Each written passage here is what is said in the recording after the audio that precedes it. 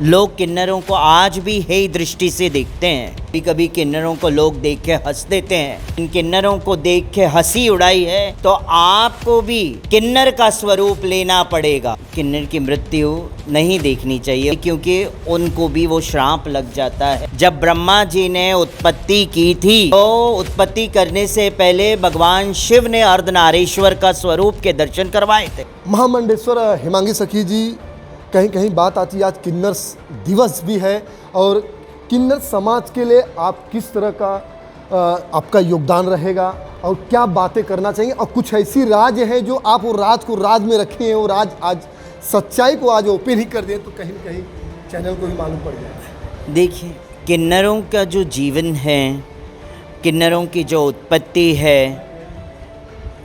ज़रा आप शांत रहेंगे। किन्नरों की जो उत्पत्ति है उसके बारे में मैं वर्णन करूंगी आज। और समाज में लोग किन्नरों को आज भी हेय दृष्टि से देखते हैं, है ना। तो वो भी कथा के माध्यम से संक्षेप में मैं उस पर बात करूंगी, बताऊंगी, क्योंकि लोग ज़्यादातर आजकल किन्नरों को सीरियस नहीं लेते हैं, अभी भी नहीं लेते हैं। आज आपके सामने अगर धर्म गुरु किन्नर बैठ भी जाए तो उसे सीरियस लेना चाहिए, ना कि उसे मजाक बना देना चाहिए। अगर जीवन में आध्यात्मिक जीवन जीना है तो कैसे जीना है, अगर आप कथा का आनंद लेंगे तभी तो आपको आध्यात्मिकता के बारे में पता चलेगा, नहीं तो कैसे पता चलेगा आपको आध्यात्मिक। आज किन्नर दिवस भी है, कहीं न कहीं किन्नर समाज को अलग तरीके से देखा जाता है।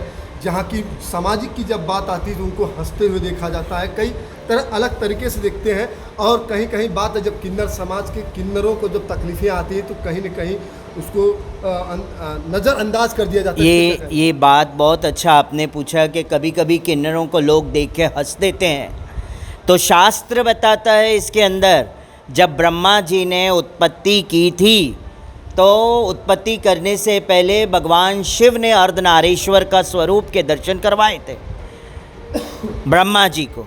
तो ब्रह्मा जी ने अपनी सोच के हिसाब से उन्होंने भी स्त्री पुरुष, उन्होंने सोचा अर्धनारीश्वरी स्त्री और पुरुष है तो उनकी ही उत्पत्ति कर ली। और पृथ्वी पे उस वक़्त सिर्फ अर्ध किन्नर ही किन्नर थे और कोई नहीं था, न नर थे न नारी थे, सिर्फ किन्नर ही किन्नर पृथ्वी पे थे।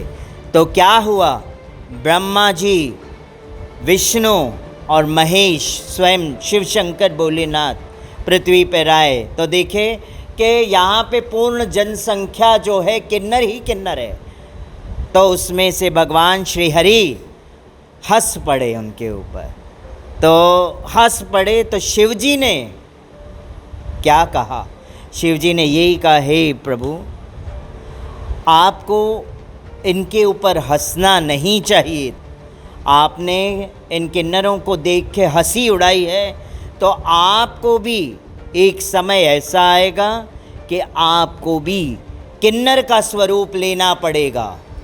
तब आगे जाके भगवान श्री कृष्ण ने एक समय किन्नर का स्वरूप लिया। कोई भी शुभ काम हो, कोई भी अगर शुभ कार्य देखा जाता है, कहीं जैसे किसी बच्चे का उत्पन्न होना, पैदा होना, कहीं ऐसे कई ऐसे कार्यकाल हो जो पूजा पाठ हो, होम की बात आती है, अगर वहाँ किन्नर समाज के लोग आते हैं, कहीं कहीं नाच गाना कर देते हैं तो शुभ माना जाता है। लेकिन नज़र समाज में एक अलग अंदाज में देखा जाता है, वो उसी के जरिए में ज़रा कुछ बताइए। और बात ये है कि जब मृत्युपरांत, जब किन्नर समाज के कोई एक मृत्युपरांत में जब किसी को दफनाया जाता है तो किस तरह से उसकी क्या राज हो, कुछ थोड़ा सा ये इस पे तो मैं नहीं कह सकती हूँ क्योंकि ये राज और ये जो है ये हमारे दायरे से बाहर की बात है। तो मैं इसके ऊपर मैं नहीं बता सकती हूँ कि किन्नरों की मृत्यु कैसे होती है, कैसे लेके जाया जाता है, कैसे प्रथा होती है।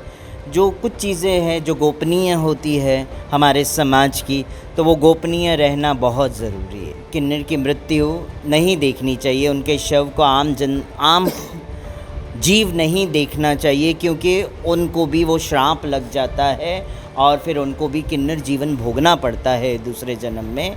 इसीलिए कहा जाता है कि किन्नर के शव को कभी नहीं देखा जाता। जी हाँ, बिल्कुल आपको बता दूं कि श्री श्री 1008 हिमांगी सखी जी जो महामंडलेश्वर जी हैं, आज इनसे खास चर्चा की गई, कुछ बातें जानी भी गई, नहीं भी जानी गई, लेकिन जानी गई ये कि मृत्योपरांत में जिस तरह से अगर किन्नरों को दफनाया जाता है, उसे नहीं देखा जाता, कहीं न कहीं एक श्राप है कि अगर इस तरह से कोई गलतियां करती तो उसका श्राप उसको भोगना पड़ता है। ये हमारे किन्नर समाज के महामंडलेश्वर हिमांगी सखी जी का कहना है। धनुधारी यादव की रिपोर्ट, मेट्रो मुंबई।